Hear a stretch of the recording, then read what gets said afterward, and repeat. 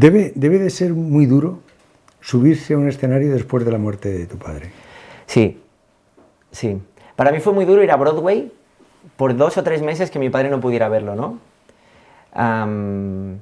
Y yo, de hecho, el día del estreno, el pensamiento primero, cuando en el saludo ves que la gente se está poniendo de pie, mi pensamiento primero fue mi padre, ¿no?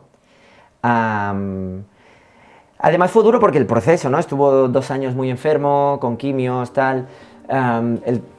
El tener que viajar tanto, porque además en ese momento yo tenía que estar continuamente en Estados Unidos, con toda la culpabilidad que eso te hace sentir, con tu familia, con tus hermanos, con tu madre, el querer estar al máximo, el haber podido estar todo lo que pude y más, y poder haber estado mucho con él en los últimos días, pero lo duro que es el que al final estas cosas, ¿no? Lo que decías del éxito, de conseguir más cosas, llega un día que ya no lo haces tanto por ti, sino para que las personas a las que quieres estén orgullosas de ti, ¿no?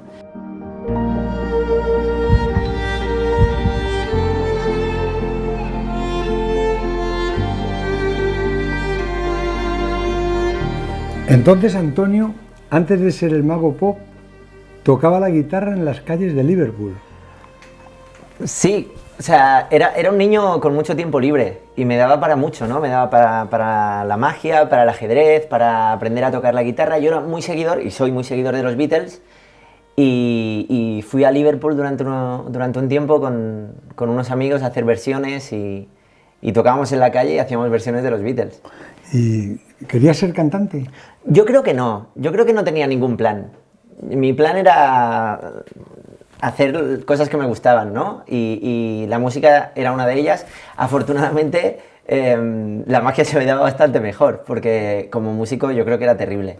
Pero, ¿cómo arrancas desde Barcelona, una panda de amigos, os vais a Liverpool? Hacíamos primero versiones en Barcelona, tenemos la Rambla, ¿no? Que era un lugar de bohemios y de músicos, y nosotros íbamos mucho a tocar allí también. Y entonces, cuando venía la semana de los Beatles, ¿no? Que allí en The Cavern, donde tocaban los Beatles de joven, hacían festivales y demás, pues para nosotros era un plan el proponernos ir allí y tocar allí, y nos plantamos allí en Liverpool. Y estuvimos un tiempo allí tocando versiones en The Cavern, pero también en la calle, y lo pasamos muy bien. ¿Y quién te enseña a tocar la guitarra? Autodidacta.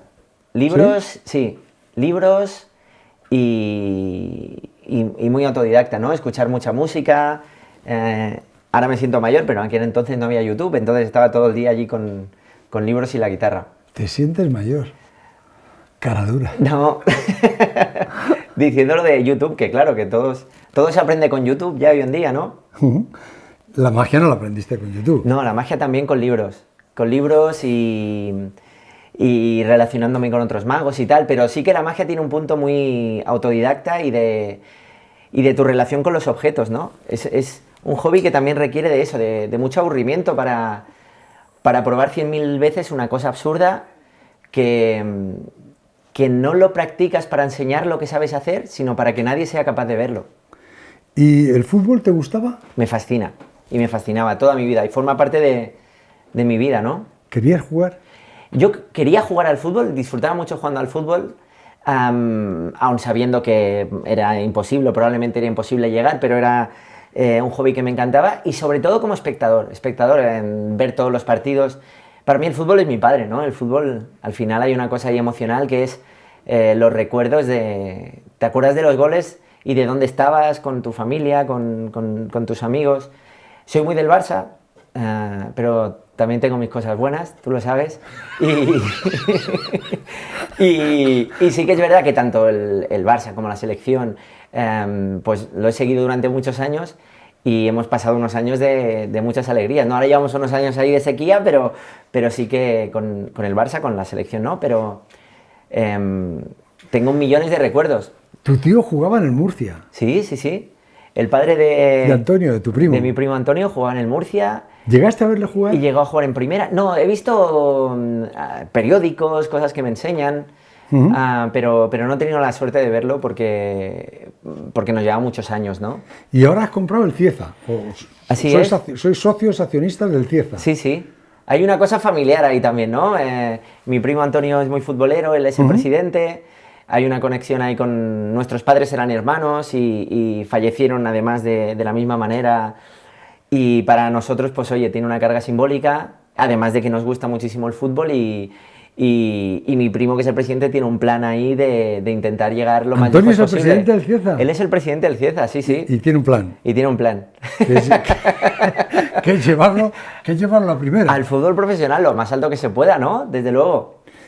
Ahí no se puede hacer mucha magia, pero... Ahí poca magia. Poca magia. Sí, sí, sí. A Messi llegaste a conocerlo, ¿no? Así es. Así es, vino un día al teatro, yo tengo relación con Sergio Busquets, que además somos del mismo municipio, que es un municipio muy pequeño. Y yo era muy amigo de su padre. Qué bueno, de Carlos, sí, sí. De Carlos, sí. Yo, Carlos, es la primera foto que tuve con un famoso de pequeño, porque coincidimos una vez en un bar y era ese portero del Barça. Sí, sí. Claro, yo seguía mucho al Barça y pensaba, yo no lo he visto nunca a este hombre en aquel entonces que no jugaba, que después empezó a jugar. Y ostras, tengo yo todavía la foto ahí con Carlos.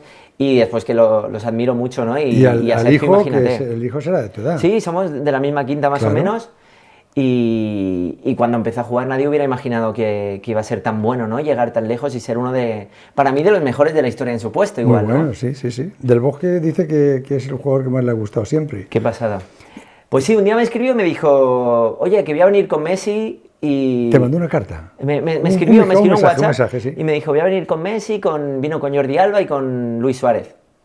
Y claro, cuando iba a venir Messi, cartel, ¿eh? Claro, y además los cuatro, que tengo una foto con ellos de ese día y es como la predicción Miami, porque los cuatro han acabado ahí, ¿no? Sí. Pues cuando me dijo que iba a venir Messi, pues imagínate, ¿no? Todos los acomodadores, todo el mundo... Cuando llega Messi a un lugar, pues imagino que para él es lo normal, pero nosotros que hemos tenido yo qué sé, Arnold Schwarzenegger ha venido al teatro, ¿no? Y nunca hemos... Anthony Hopkins. Sí, nunca hemos visto algo así. La gente, pues, tuvo que entrar en un oscuro para que nadie le viese, tal. Y hay una anécdota muy graciosa, que es que cuando acabó la función, durante la función, pues lo típico, tus amigos, los acomodadores, estaban todos viendo a ver cómo reaccionaba Messi, ¿no? Si le gustaba, si no le gustaba... Y realmente cuando acabó el espectáculo me dijo, Sergio, te ha flipado, tal. Joder, no. Y vamos al meet and greet, voy a saludarles y tal. Y estuve hablando con ellos un rato, saludándoles. ¿Estaba su mujer o...? Estaban, sí, los niños, la familia de todos. Estaría Thiago. Sí, exacto.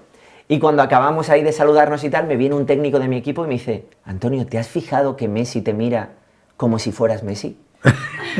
Y esa es la frase de aquel día, ¿no? Me la quedé, digo, hostia, Messi te ha mirado como si fueras Messi. Sí. Y claro, y tuvo el detalle de hacerse una foto con todo el equipo. Fue un día muy bonito y tengo la camiseta, me regalaron una camiseta firmada por los cuatro.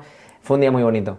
¿No le sacaste el escenario? Claro. No le saqué. No, claro. Si no, el espectáculo ya era otro. Sí. Sin embargo, Valdano te salió.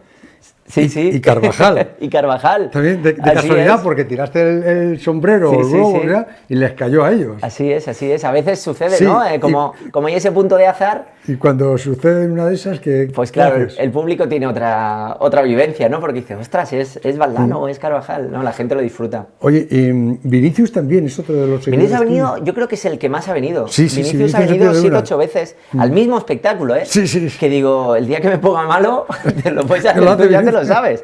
Pues sí, le gusta y le pasa una cosa que a mí me sucede mucho con el teatro y también con la gastronomía, ¿no? Que cuando te gusta un lugar, ya no vas tanto por ti, porque te gusta compartirlo, ¿no? Te gusta llevar a alguien y estar observándolo de, ahora verás, ahora tal. Y yo lo veo que él disfruta con eso, ¿no? De ver a sus amigos y a su familia flipando con la magia. Morata fue y pidió matrimonio a la señora. Así es. Y bien atado, porque fíjate, se desató y otra vez han vuelto. Pues mira, me alegro porque son dos personas fantásticas. Le pidió matrimonio en el teatro y fue un día muy bonito también, que la gente se volvió loca. Y sí, hemos tenido muchas visitas de muchos futbolistas y de muchos entrenadores también, ¿no? Y de gente del mundo del fútbol que admiro mucho porque es un mundo que a mí me apasiona. Pero a ti lo que realmente te apasiona es la magia. La magia me gusta, sí. ¿Cómo empieza todo? Pues yo creo que empieza ¿Desde qué edad? Mi madre dice que con 4 años. Lo que pasa que es sevillana y es muy exagerada, igual tenía 7. Pero mi madre dice que con 4... ¿Tu madre es de Sevilla? Sí, es sevillana. ¿Y tu padre? Y mi padre murciano. Uh-huh. Él era murciano y se conocieron jovencitos y fueron a vivir a este pueblo de Extrarradio, ¿no? Esta ciudad de Extrarradio que era Badía del Vallés, que era una ciudad que nació para acoger a todos los inmigrantes que venían a trabajar en el sector textil, ¿no? Sobre todo, que había allí fábricas en Sabadell y demás. Y dice mi madre pues que un día había un amigo de mi padre del bar, el amigo del bar, que eran muy amigos tal, que siempre hacía jueguecitos de magia del pañuelo, no sé qué, tal, y que cuando él hacía un juego yo me quedaba flipado, ¿no? Y después estaba como días yo intentando... mi madre dice que me sacó una moneda de la oreja y yo estuve como 4 semanas tocándome esperando encontrar más. Y esa mezcla entre esto en negocio y sobre todo el cómo lo ha hecho. El reto intelectual. Yo creo que había una cosa ahí detrás de la fascinación que provocaba en mí eso, el poder provocarlo en los demás. Esa escena que pones en el vídeo de tu presentación, en el espectáculo, donde Carmen Maura hace de tu madre, y Carmen Maura termina diciéndote, Antonio, hijo, ¿por qué? Si yo lo que quiero es que seas un niño normal. ¿Era tal cual? Era tal cual. Era un niño raro, ¿no? Imagínate, yo creo que todos los magos somos gente que tienes que pasar muchas horas repitiendo una cosa 100.000 veces en soledad, ¿no? Y tiene un punto ahí de que te tiene que gustar tanto para que te compensen todas esas horas de ensayo. Sobre todo porque la magia que a mí me gustaba tenía que ver con la técnica, ¿no? Era casi un desafío de decir, tengo que conseguir llegar a hacer esa técnica que al principio parecía imposible. ¿Cuál es el primer truco que haces en casa? Ese que haces que enseñas ahí con el cazo, sí. Un cazo vuelto. Yo viéndolo, la verdad es que yo viéndolo en el vídeo digo, joder, ¿cómo lo hace el niño? Y era un cazo. Luego sí. ¿Ese fue el primer truco? ¿Cuál fue el primer? Mi madre dice que hacía cosas con monedas, sobre todo al principio, que era lo que tenía accesible, ¿no? Monedas y cartas, era lo que le dedicaba más horas. Pero las monedas sí que decía que se me daban muy bien. Y de hecho, durante muchos años la magia con monedas es una magia que me ha gustado mucho. ¿Cuánto ensayabas? Yo creo que todo el día. Me encontré una vez con un profesor del colegio, que vino de espectador, y dice, ¿tú no recuerdas que teníamos como el cajón del colegio donde ponías los libros aquí? Ajá. Pues yo vaciaba el cajón de los libros para tener las cartas ahí todo el día. Entonces, yo hay días que recuerdo despertarme y tener la baraja en la mesa de noche, cogerla y soltarla cuando llegaba para dormir. Igual la había soltado 2 veces para comer, está todo el día. ¿Y cómo te inventas lo del mago pop? Es una cosa que surge por Discovery Channel. Yo hacía un programa de televisión en Reino Unido que se llamaba Pop Magician, que no pretendía ser el nombre artístico, sino que era el nombre del programa, porque era un programa en el que yo hacía magia a mis iconos pop, ¿no? A los iconos pop, pues a Scarlett Johansson, a celebrities, una cosa que hacía Discovery, viajaba por el mundo haciéndoles magia para intentar sorprenderlos. En ese momento en España llega Discovery Max y la traducción al español... Ahí conocerías muchísima gente. Muchísima, ¿no?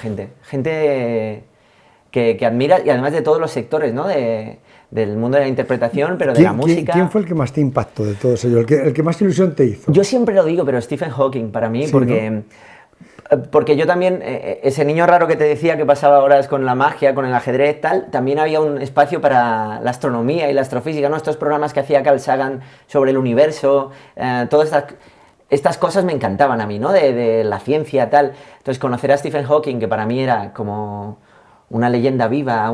¿Y cómo es? Tiene un sentido del humor increíble, tenía un sentido del humor alucinante, que además cuando el contraste es tan grande con tu circunstancia, ¿no? Además es más afilado todavía el sentido del humor.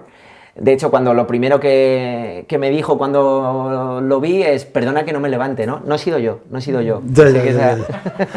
Estaba sospechando. Ya. Estaba sospechando. Digo, la camiseta la camiseta de Tomás, del 86, ostras, de México, por los suelos. Ostras. Perdona que me levante. No. Que no quiero dejarla esta camiseta, hombre, tirada por el suelo, ¿sabes? Oye, entonces a Stephen Hawking te avisan que vais a grabar con él. De hecho, nos escriben ellos desde la Universidad de Cambridge porque él veía el programa.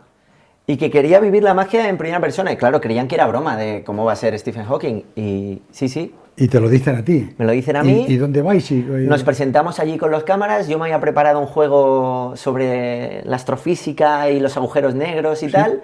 Y cuando llegamos, se rompe. Y no puedo hacer ese. Entonces tenía ahí todo preparado. Joder, y acabé haciéndolo un juego sobre la gravedad, un juego que además yo hacía desde pequeñito, con lo cual había una carga ahí simbólica, que era una bola de papel que empezaba a levitar y se quedaba levitando. Está en el nuevo espectáculo ahora. Exacto, y se convertía en una manzana. Visualmente, poco a poco veías que la bola de papel se convertía en una manzana. Y como símbolo del descubrimiento de Newton, ¿no? De la gravedad. Y le encantó, le fascinó, y estuvimos un montón de horas allí con él, hablando, haciéndole magia. Fue un día muy bonito.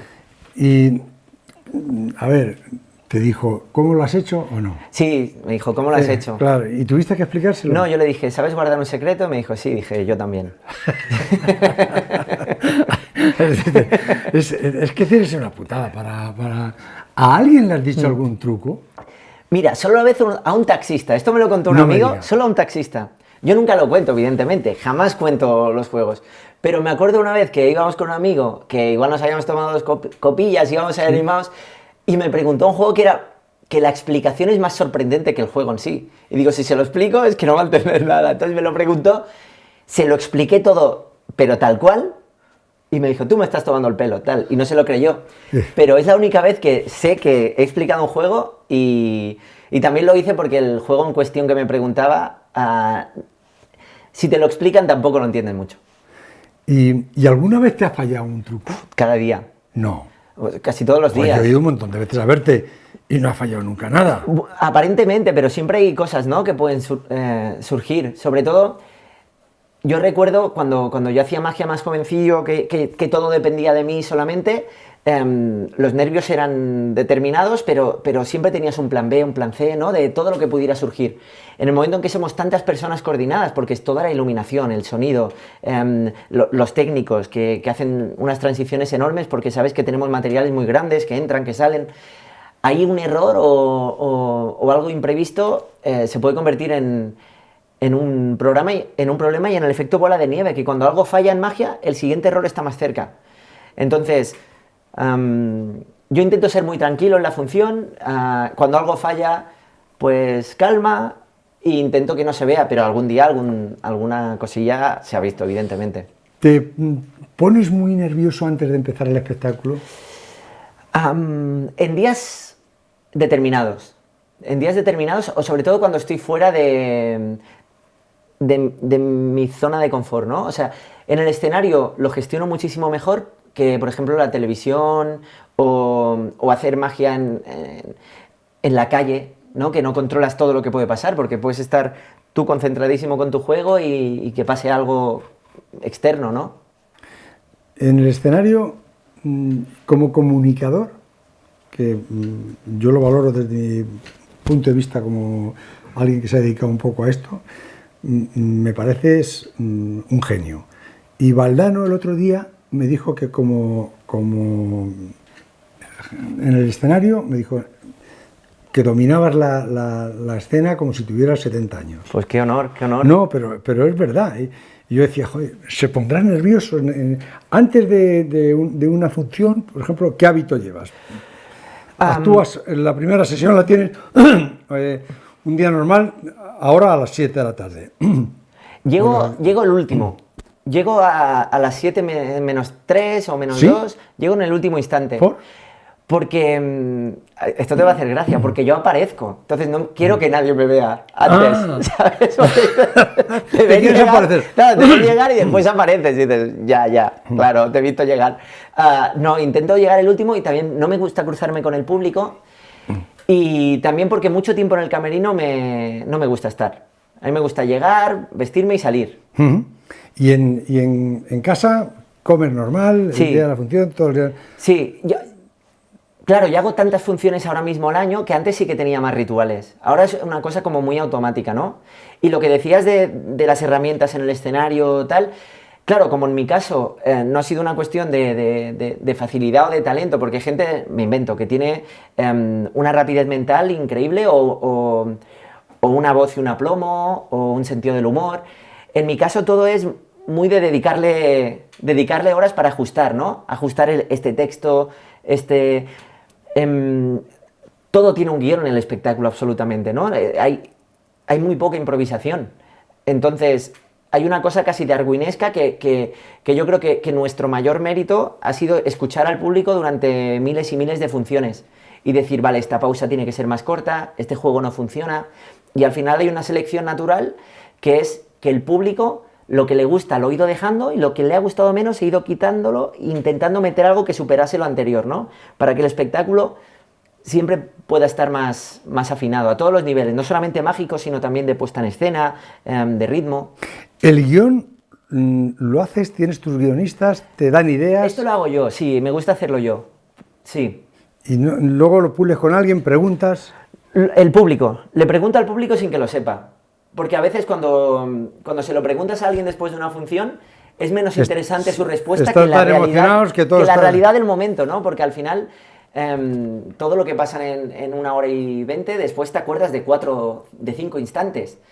Pero lo que me gusta también es que durante el espectáculo veas que los tienes ahí, porque de repente se pueden perder más hoy en día, ¿no? Que hay que la gente se distrae más rápidamente porque la atención cuesta más retenerla. ¿Eres un poco insoportable antes de empezar o no?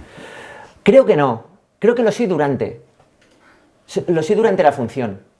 En cuanto a que me afectan mucho los detalles, en plan de, por ejemplo, sé que en la barra 7 hay un foco que está fundido y a la que sé que no tengo micro, foco fundido barra 7. O sea, no paso una, aún sabiendo que hay motivos para las cosas, ¿no? Pero sí que la función la vivo con tanta intensidad que acabo agotado. Y cuando acabas, ese agotamiento que tienes, ¿qué haces? ¿Cómo te relajas? ¿Y cuánto tiempo tardas en dormirte? A mí me cuesta mucho eso. Soy bastante noctámbulo en cuanto a que cuando acabo la función necesito tiempo para bajar ahí, ¿no? Y sí, mis rituales son más de cuando acaba la función, pues ir a cenar, poder conversar con algún amigo para desconectar. ¿Te entra hambre? ¿Tienes hambre después de la función? Sí, después de la función ceno. Sí, pero según termina la función, no sé... Sí, media horita y tengo hambre. Es que, no sé, nosotros después de hacer un programa, hasta hora y media, luego yo me puedo comer un obispo a la plancha, hora y media después, pero después a lo mejor sed, pero claro. a ti te... A mí sí. Te entra hambre. ¿Y dormir? Dormir me cuesta dormir, porque es ese momento, ¿no?, donde los pensamientos vienen y yo soy mucho de que las ideas me vengan de noche, entonces como por una cuestión de dinámica siempre las ideas vienen por la noche, pues les doy espacio, ¿no? Les doy la oportunidad de que salgan. Ese niño que dice tu madre que ya desde tan pequeñito era diferente, ¿qué estudió? ¿O tu madre qué quería que fueras? ¿O tu padre? Yo creo que ellos cualquier cosa. Nunca me tuve esa presión. Por ejemplo, mi hermano es médico. Oftalmólogo. Oftalmólogo, así es. Y mi hermana es fisioterapeuta.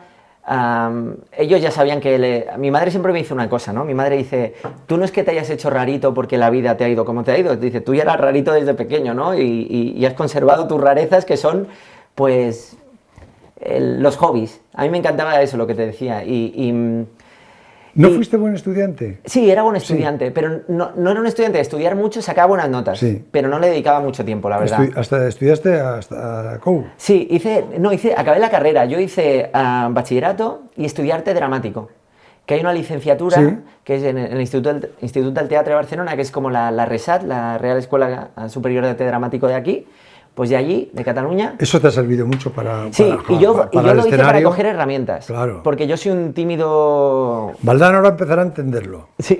Claro, porque... Claro. Sí, yo soy una persona muy tímida. Desde niño he sido extraordinariamente tímido. Y entonces yo veía una cosa coincidente entre... ¿Son diferentes el Mago Pop y Antonio? Absolutamente, sí. No, el Mago Pop es un jeta. Claro, el Mago Pop es echado para adelante, es ocurrente, intenta ser divertido. Y yo soy rápido. Yo soy muy prudente, muy tranquilo. Sí. Antonio es Sí. tímido, tranquilo, Intento. como que valora más las cosas, ¿no? Valoras mucho todo. Sí, sí, pero eso ya es una cosa vital, ¿no? De que me hace mucha gracia, fíjate, ¿no? Que hablamos de hobbies, hablamos de fútbol, hablamos de magia, tal, y nos olvidamos de lo importante que somos bichitos que estamos aquí vivos sin saber qué es esto muy bien, sabiendo que un día esto se va a acabar y preocupándonos de un millón de cosas cuando la vida vuela, ¿no? Qué rápido va. José Ramón, va rapidísima la vida, es increíble. A mí me lo vas a decir. Ya, ya. Que voy más rantel que tú. Fíjate, miro para atrás y allá viene Antonio. ¿Y tus padres qué opinaban de todo esto? Ellos flipaban. Al principio no se lo tomaban muy en serio, pero hubo un momento cuando Tu padre venía de la empresa textil Sí, sí. y le preguntaba a tu madre, ¿qué está haciendo Antonio?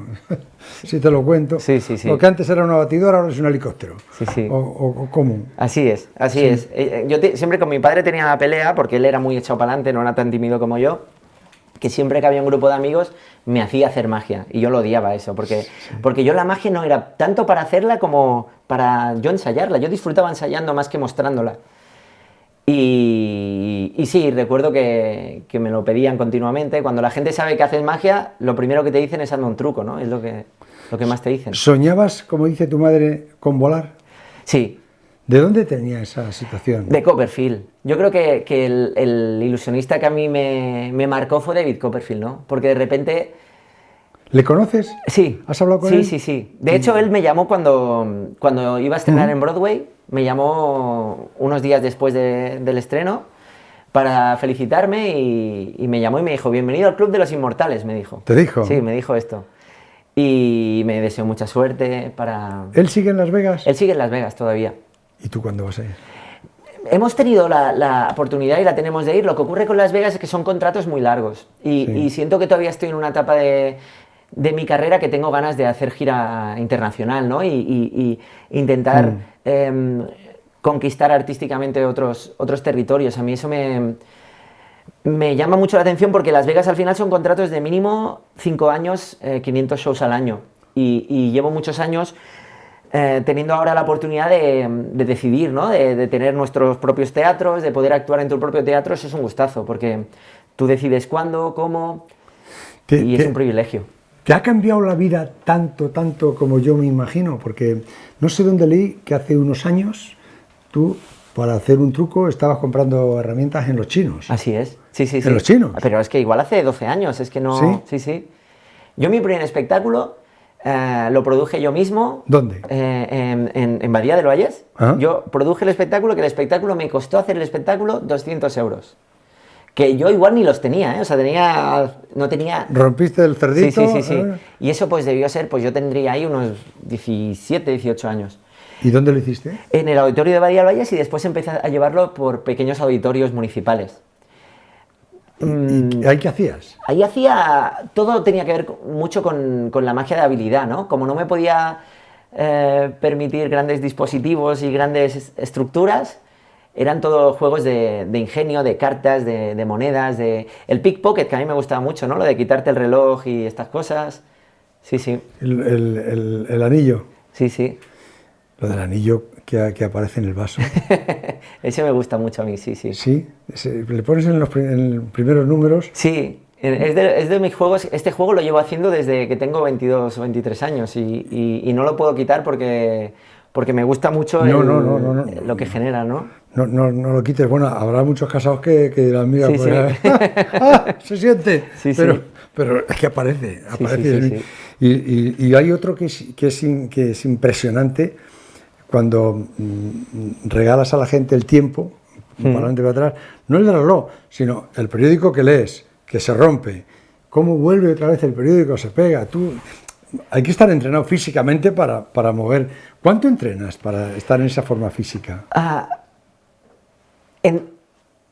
Claro, no sé si llamarle entrenamiento. Entreno poquito, pero sí que es verdad que ahora como hago tantísimas funciones, tengo que entrenar muy poco, porque hacemos 2 funciones casi cada día, ¿no? Entonces, el mantenimiento ya es más sencillo, pero sí que para preparar un juego de cero, en los inicios requiere de muchas semanas o incluso meses de repetición, ¿no? Sobre todo lo que a lo mejor con las manos me es mucho más fácil porque las tengo muy entrenadas, pero por ejemplo este juego, como bien decías, que es algo más corporal y que a lo mejor yo no tengo una preparación, pues sí que tuve que repetirlo muchísimas veces. Los trucos te los vas inventando tú, te inspiras en algo, ves alguna cosa y dices, pues mira. Hay de todo, hay juegos que sí que te los inventas desde cero. A mí me gusta mucho versionar a los clásicos y darle la vuelta, ¿no? El que todo el mundo espere que vas hacia un lugar y en el último instante dar un volantazo e ir a otro lugar. Esto es una manera de hacer que me gusta. Y luego me inspiro mucho en el cine. A mí me gusta mucho el cine y despierta esa imaginación, ¿no? Y, por ejemplo, haces un juego inspirado en Interstellar, ¿no? En la película Lo del tiempo, por ejemplo, o en Regreso al futuro. Hay películas que inspiran y que te dan ideas para la magia. Eso que me has dicho hace un momento, el taxista que iba contigo, que dices, si supieras cómo es el truco, me aplaudirías mucho más. Sí, sí. ¿Eso es así? Eso es así. Yo a mi equipo siempre nos decimos eso, ¿no? Que tenemos que hacer juegos que si la gente supiera cómo los hacemos, aplaudiría más fuerte. ¿Esto empezó hace cuánto? Dices que cuando tenías 17 años... Mi primer espectáculo a los 17. Vas a los chinos, sí. Compras 4 herramientas... Y el inicio fue muy difícil. ¿Sí? De los 18 a los 23 hubo muchos motivos para desistir. Porque es muy complicado el mover un espectáculo. O sea, yo recuerdo que yo hacía de mi propio manager, de la persona de producción, lo hacía todo yo. Entonces, hacer tú de manager, tú imagínate, llamar y tú decir, oye, que si soy muy bueno, que lo hago muy bien. Claro, es que ¿qué dices, no? Confía en mí, que lo hago muy bien, tal. Sí. Entonces, yo en los mails me ponía una dirección con un nombre que no era yo para no hablar de mí mismo. Claro. Y al principio, pues, tenía que... Y eso me sirvió mucho para estudiar mucho el circuito teatral, ¿no? A mí, además de la magia, me gustan mucho las artes escénicas y entonces yo empecé a pensar dónde encajaría bien mi espectáculo. Y ahí es cuando me vino la locura de observar las ocupaciones de todos los teatros. Yo me iba a la puerta a ver las entradas, cuánta gente entraba en los teatros y decía, vale, si llueve, ¿viene más gente o viene menos gente? ¿Por qué este espectáculo va bien y este no? ¿Qué cosas tienen en común? A interesarme por el marketing, por el posicionamiento, ¿no? El tema del marketing a mí me ha interesado mucho y a día de hoy escojo hasta los autobuses, qué líneas pasan para... O sea, me hizo aprender de cosas que no hubiera aprendido si alguien me hubiera cogido y me hubiese llevado de la mano, ¿no? Tuve que aprender el mundo del marketing, que es un mundo apasionante, el marketing teatral, y conocer mucho el circuito teatral. El intentar que te vengan a ver personas claves del mundo del teatro, que al principio, que es cuando más quieres que vengan, es cuando más difícil es que vengan. ¿Y cuándo notas que el éxito ya está aquí? Un poquito antes de la llegada de la televisión, porque la televisión sí que lo disparó todo mucho, pero sí que un poquito antes hay, como te digo que soy muy friki de los números, de la ciencia y tal, hay como un algoritmo ahí, ¿no? Que todos aprendimos con el COVID, del RT este que le llamamos, de cuántos contagiados por persona que tiene el COVID, ¿no? Pues en el mundo del teatro es cuánto boca a boca por persona que ve el espectáculo, ¿no? Yo en el momento en que vi que el algoritmo era vendemos más entradas que la gente que sentamos, aunque en aquel momento eran muy poquitas, vale, hoy han venido 30, pero hemos vendido 35. Y así cada día, y ver que la línea va así, ahí yo ya empecé a tener la sensación de, ostras. Es que en el 2016, me parece que fue en el 2016, eres el artista que más vende en España y en toda Europa.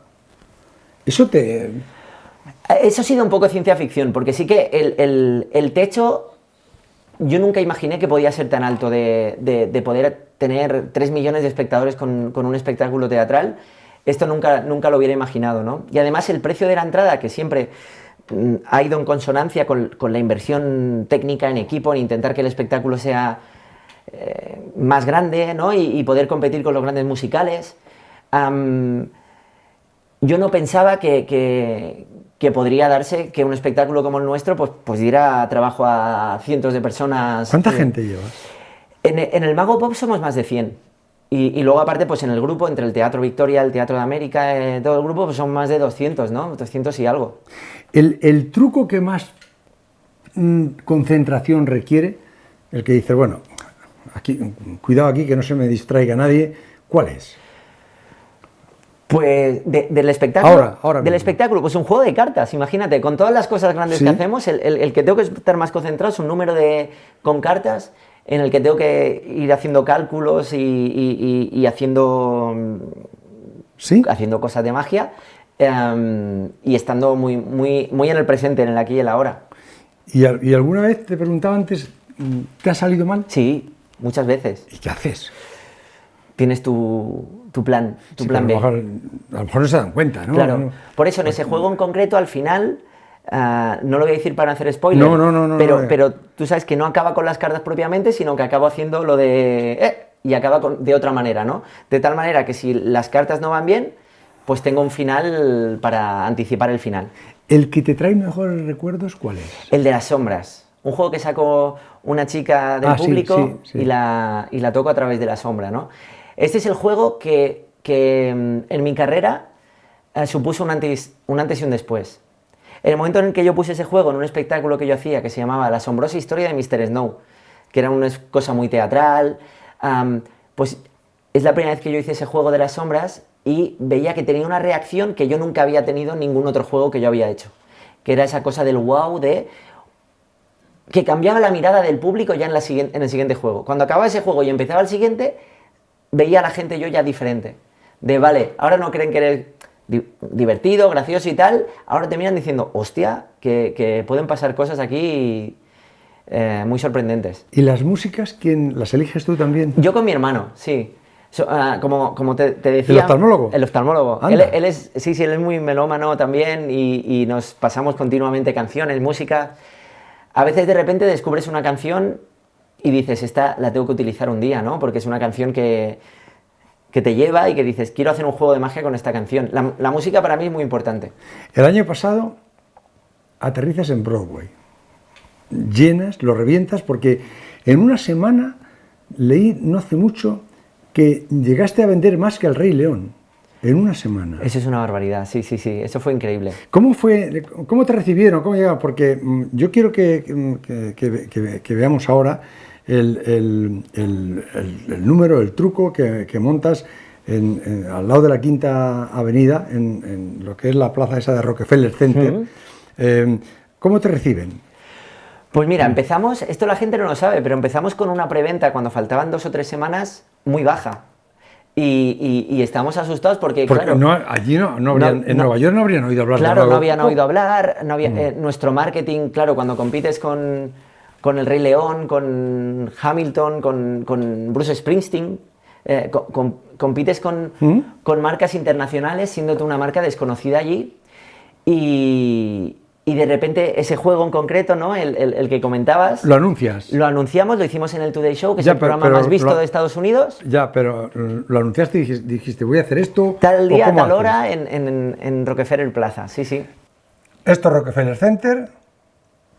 Estas son las dos urnas que pones, que son como dos contenedores, y ese eres tú. Así es. Estos eran los dos locutores del programa ese. Los dos presentadores del Today Show, que es el morning show más visto de Estados Unidos. Metes aquí 7 personas, ¿no? 4 personas. 4 personas. Y pasan de una caja... Que pasan de una caja a la otra. Así es.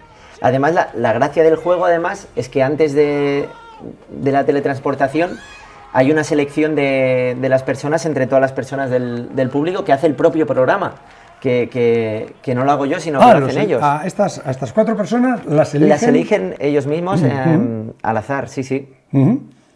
Tremendo, ¿no? Sí, este día fue muy bonito porque a mí no me gusta hacer juegos de magia en televisión en directo, por lo que decíamos del riesgo, pero en aquel momento nos la teníamos que jugar, ¿no? Para intentar llegar a más gente. Y ese juego fue muy importante en el arranque de la venta. Y después ya la crítica del New York Times fue la que nos cambió todo, ¿no? Nos cambió la vida. Bueno, me cambió la vida esa crítica. ¿Qué dijo el New York Times? The newest great magician, el nuevo mago del mundo, el gran mago del mundo. Es que fue impresionante. Mira, las 4 personas bajando de la otra urna después de dar la vuelta. La gente dirá, hay un túnel por debajo, pero no, es que no puede haber nada. Entonces... está tan sumamente bien hecho ¿Cuántas veces te la has visto? Para ver si le encuentras algún fallo. Ninguna. Ninguna, ¿no? ¿No quieres verlo? No lo quiero ver. Me quedo con el recuerdo de cuando lo hice, no lo quiero ver. Bueno, lo he visto ahora contigo aquí, sí. Uh-huh. Y te miras al espejo ahora y te reconoces, dices, ¿soy el mismo? Sí, yo creo que sí. Pero el éxito siempre cambia, ¿verdad? Algo te cambia. Algo cambia. Sí, Tú te notas que dices, me he vuelto más exigente, más, no sé, más elitista, más... Sí, a veces uno nota Se nos afina el morro. Se nos afina el morro. Se nos afina el morro. Creo que el mismo motivo que a lo mejor es el que te lleva a que te vaya bien, es el que después te impide disfrutarlo como lo deberías disfrutar, porque tú mantienes la misma exigencia y cuesta mucho disfrutarlo en momentos, ¿no? Por ejemplo, estamos mirando esto que fue un día precioso y ese día sufrí lo más grande, ¿no? Al final tienes la responsabilidad de mantenerte con el mismo grado de exigencia y la motivación, ¿no? José Ramón, que también cambia con los años, las prioridades, esto yo creo que es una cosa que cuesta. ¿Te vas haciendo más exigente? Sí. Contigo mismo, Sí, ¿no? sí. Cada vez exiges más, cada vez quieres más, cada vez... Sí, también a nivel personal, también quiero aprender a conciliar mi vida profesional con la vida personal, que durante muchos años el Mago Bob se lo ha llevado todo. Y como Antonio tienes tus momentos de decir, ostras, pasan los años a una velocidad tremenda y a lo mejor no estoy viajando todo lo que me gustaría, no estoy teniendo momentos para construir mi vida personal, ¿no? ¿Te imaginas teniendo un hijo? Sí. ¿Te gustaría? Me gustaría. ¿Qué le dirías? ¿Qué es lo primero que le enseñarías? Porque después de haber triunfado en todo, ¿qué le dirías? Pues no sé qué le diría, pero sé qué momentos uno visualiza. ¿Cuántas cosas para contarle? Claro, cuántas cosas para contarle. Seré un pesado de estos, cuenta historias todo el día. No, y te pedirá como tu sobrino José Ramón que le enseñes a volar. Claro. Oh, imagínate qué fenómeno, ¿eh? Que sí, pues ahora dice que le has enseñado a volar y que quiere volar. Qué crack, es un crack. Ya le he dicho que espere un poquito, yo todavía espera que un paracaídas. Es graciosísimo. Y te iba a decir que las decepciones con el éxito son más duras. Sí. ¿Has tenido muchas? He tenido algunas y son más duras, ¿no? He tenido algunas decepciones de la misma manera que entiendo que yo también habré decepcionado y me cuesta hasta más gestionar eso, ¿no? Cuando yo decepciono a alguien lo llevo muchísimo peor que cuando es al revés. Pero sí que te llevas, ¿no? Sobre todo el tema que tiene que ver, pues, yo qué sé, con el éxito, con las luces, con el factor económico, con ciertos factores que distorsionan un poquito las realidades. Incluso el factor económico, como tú dices, es tremendo porque yo siempre pensaba, si mi padre subiera los impuestos que pago, pensaría que estoy robando, ¿no? Pues te ocurre lo mismo, ¿no? Dices, joder, ahora estoy pendiente cuando ya me sobra de todo, pero claro, como vas invirtiendo, vas haciendo más cosas, vas comprando, te vas metiendo más en esa velocidad, ¿no? Sí, sí. Cada vez necesitas más, aun teniendo más. Así es, y el miedo siempre es ser esclavo de ese éxito, sí, ¿no? Y por ejemplo, a nivel artístico, a nivel del espectáculo propiamente dicho, cada vez lo quieres hacer más grande y llega un día que el espectáculo funciona llenando, ¿no? Que yo, por ejemplo, la gran ilusión, que es el espectáculo anterior que hacía, éramos 7 personas y ya está. ¿Esto se podría hacer en el Bernabéu cerrado ahora? Sí, se podría, claro. ¿Lo tienes dado? Sí, bueno, los vecinos no sé si les gustaría mucho. No, hombre, porque no vas a tocar la guitarra a tu trapo, ¿no? Sí, no, pero en el Bernabéu, claro, se podría hacer un súper espectáculo allí. Claro. Imagínate. Debe de ser muy duro subirse a un escenario después de la muerte de tu padre. Sí. Para mí fue muy duro ir a Broadway por 2 o 3 meses que mi padre no pudiera verlo, ¿no? Y yo, de hecho, el día del estreno, el pensamiento primero, cuando en el saludo ves que la gente se está poniendo de pie, mi pensamiento primero fue mi padre, ¿no? Además fue duro porque el proceso, ¿no? Estuvo 2 años muy enfermo, con quimios, tal. El tener que viajar tanto, porque además en ese momento yo tenía que estar continuamente en Estados Unidos, con toda la culpabilidad que eso te hace sentir con tu familia, con tus hermanos, con tu madre, el querer estar al máximo, el haber podido estar todo lo que pude y más, y poder haber estado mucho con él en los últimos días, pero lo duro que es el que al final estas cosas, ¿no? Lo que decías del éxito, de conseguir más cosas, llega un día que ya no lo haces tanto por ti, sino para que las personas a las que quieres estén orgullosas de ti, ¿no? Y el compartirlo, el tener a quien llamar cuando tienes una noticia que te alegra, eso ha sido lo más difícil para mí, el ver que mi padre ha muerto y mi madre se hace mayor, esas cosas... ¿Él disfrutó mucho de tu éxito? Un montón. Sí, ¿no? Un montón. ¿Te vio triunfar en Madrid? Me vio triunfar, ¿Vino a verte a me Madrid? vio triunfar en muchos sitios. Además, mis padres, yo soy el pequeño de 4 hermanos. Entonces mis padres, yo me llevo muchos años con mi padre, 40 y tantos años, tal. Entonces, ellos han vivido mi éxito jubilados y pudiéndome venir a ver al teatro cuando estaba en Barcelona. Lo han disfrutado muchísimo, lo han disfrutado mucho. ¿Y cómo logras vacunarte tú contra la egolatría esa que produce el éxito? Bueno, contextualizando y rodeándote de tus amigos y de tu familia, ¿no? Que al final ellos sí que te ponen donde tienes que estar y estando ocupado. Intento no sobrepensar ciertas cosas y contextualizar en lo que decíamos antes, ¿no? De que es una vida, que la vida profesional es, en mi caso, importantísima y que la he cuidado muchísimo, pero que también hay una vida ahí personal y nuevas etapas que tendrán que venir. Por ejemplo, en el caso de la magia, yo echo de menos una fase, ¿no? La fase de descubrimiento, de la que te descubren, la que te ven por primera vez, de, ostras, hay un chaval que hace cosas increíbles, tal. Esa fase la disfrutas muchísimo. Con los años se convierte en otra, ¿no? Que ya la gente viene con unas expectativas y tanto en la vida como en el arte, pues las expectativas a veces son peligrosas, porque puedes hacer un espectáculo de 8, que si la gente espera 9, se va desilusionada. Y yo recuerdo la gran ilusión que la gente esperaba un 5, sacabas un 8 y era tremendo, ¿no? Me has dicho que logras evadirte bastante, ¿no? Y que no eres demasiado caprichoso antes de cada espectáculo, ¿no? Pero moralmente, ¿qué te afecta? Hay veces que sales a hacer, yo hablo por mí, ¿no? Sales a hacer un programa en condiciones jodidas, pero tienes que hacerlo. Subirse a un escenario, peor todavía, porque tienes que hacerlo. Claro. ¿Qué es lo que más te afecta? Yo creo que es eso, el saber que tengo que estar. Siempre tienes que estar, estés como estés enfermo. En mi caso, estando enfermo, estando tal, raramente cancelo una función, ¿no? He cancelado alguna por causas mayores, de no poder moverme, por alguna lesión o algo así. Pero sí que el hecho de, ¿no? Un día que no tienes un buen día, que estás triste, que te ha pasado algo, tienes que estar ahí, o que te encuentras muy mal y tienes que estar ahí.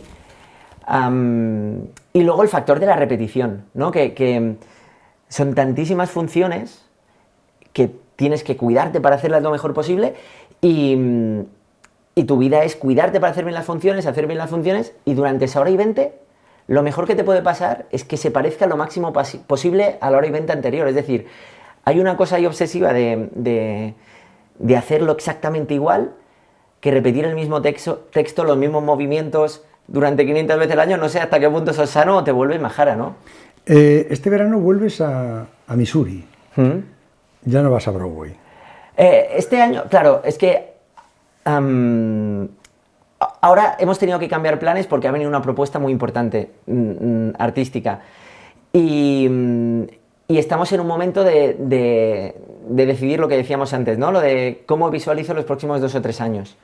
Y el tema de hacer una gira internacional creo que es algo. Pero vas a Estados Unidos, ¿no? Vamos a Estados Unidos, así tengo es. billetes, Sí, a ver si ahora después de sacar los billetes, ahora me dices que vas a tirar para China. No, vamos a estar desde luego, pero vamos a ir a muchos otros lugares. Sí, pero a Nueva York no vas. A Nueva York este año no. No, vas a Missouri. Vamos a Missouri. Al teatro tuyo. Así es. 2.000 y pico. Casi 3.000, sí, 2.800 2.800 y algo. localidades. Se lo dije el otro día a Valdano. Sí, sí. Y se quedó y dice, pero con 3.000 localidades. Sí, sí. Tremendo, ¿eh? No, además acogedoras, porque en un sí, espacio son tan muy grande bonitos. uno se puede es muy imaginar bonito el teatro que no, ese, pero... De todas maneras, allí volarás también, claro. Sí, allí, en todos los lugares que se pueda. En todos los lugares a volar. Y esto es un sueño. Y los sueños, tú dices que no hay que cumplirlos, o sea, sino tenerlos. Sí. Yo a mis niños, siempre que empezamos el campeonato del fútbol 7 de los chavales, la primera noche siempre les digo que que van a vivir un sueño, porque van a ser futbolistas de verdad durante 3 días, porque les van a televisar Claro. todos los partidos, ¿no? Entonces siempre les contaba el mismo rollo, siempre les decía, esto es un sueño y lo mejor de los sueños es soñarlos, no roncarlos. Y entonces uno de ellos, un día me lo encontré imitándome, diciéndoles a todos, no hay que roncarlo, hay que soñarlo. Era un sevillano que era el portero del Sevilla. Y me hizo muchísima gracia. Mago, tú has sido uno de esos regalos que a mí me ha hecho la vida, ¿no? Conocer a Antonio Díaz Cascajosa, el Mago Pod. Muchísimas gracias. Igualmente, para mí un honor estar contigo, José Ramón, porque sabes que formas parte de mi vida también, lo que te decía, ese niño que escuchaba la radio todas las noches para dormir y que disfrutaba muchísimo en cómo hacías radio y que forma parte de nuestra historia y que para mí conocerte ya sabes que me hizo una ilusión tremenda y poder encima tener contacto y ser amigos para mí es un honor. Pues imagínate tú, decirle yo a mi José Ramón el pequeño que he estado con quien te ha enseñado a volar. Un placer, un placer.